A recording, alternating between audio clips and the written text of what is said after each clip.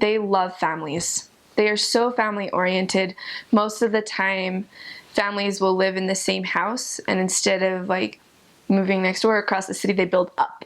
So like families will start like living together. So as soon as someone gets married, them and their wife like go on to the next floor, and so kind of like builds up. And so families like really do stay in the same area.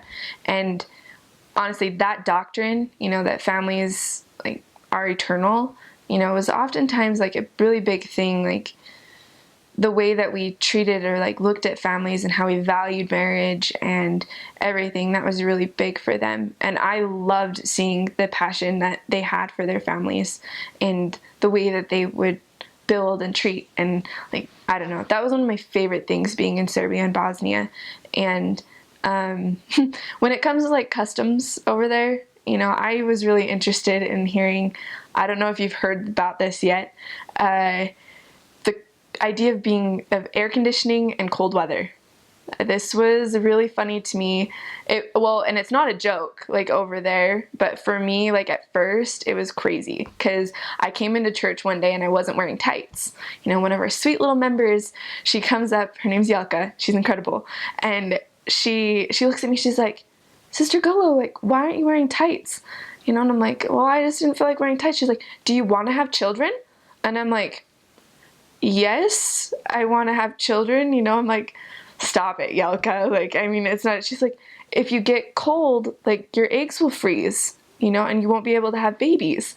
And I'm like, I don't, like I didn't know, like, and then later on I learned that you can't sit on cold benches, you can't sit on grass, you can't, anything that like would expose, like this is really sacred like to them. And like I respect it completely. Like it was just really funny to me at first because I'd never heard anything like it, and then I learned that that's one of the reasons why they don't have air conditionings, or they don't turn on the air conditioner in the car, is because you can get sick.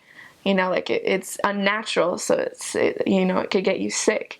And so those were some of like those like really crazy things where I'm like, I've never heard of this before. And it's like, I'm going to respect, like, I'm not going to turn on the air conditioner on you, and I will wear tights to church, like, like when I'm there, so it doesn't like offend anybody. But like, it was just news to me. It's just kind of like people say, like, if you leave your bag on the floor, like you're destined to be poor. Like, it's just like a lot of those like little superstitions that like were cute. And at the same time, like eye-opening, just like learning how things are. I feel holidays are like a huge deal there too. If it's a holiday, we'd walk out. Sometimes we wouldn't even know it was a holiday. We'd walk outside and it's like you watch a tumbleweed like go across the road because you're like, where is everybody?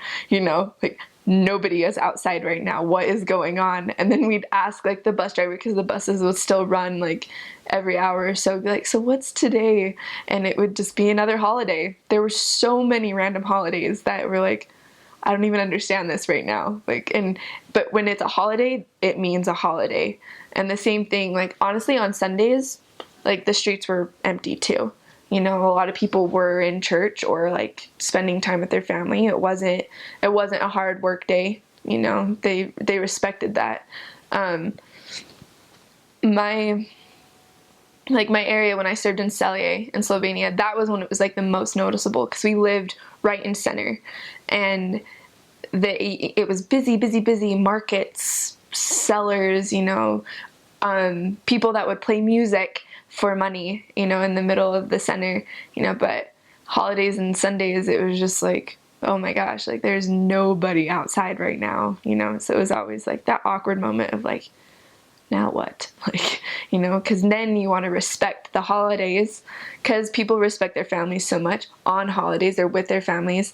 Oftentimes it was, okay, how are we going to knock doors and like expect them to, like, do they actually want to hear from us right now when they're focused on other things?